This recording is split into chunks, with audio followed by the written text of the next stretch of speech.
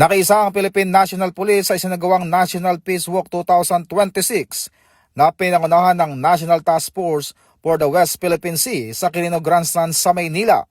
Layunin ng aktibidad na pag-isahin ang mga Pilipino sa pagtatanggol sa karapatan ng soberanya at pambansang interes ng bansa sa West Philippine Sea.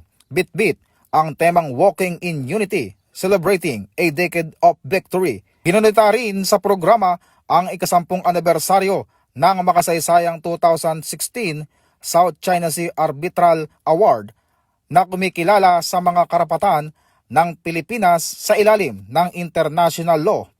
Tinuluhan ng Peace Walk ng mga kinatawan mula sa iba't ibang ahensya ng pamahalaan, uniform personnel at ibang sektor na nagpahayag ng kanilang suporta sa pagsusulong ng kapayapaan at pambansang pagkakaisa.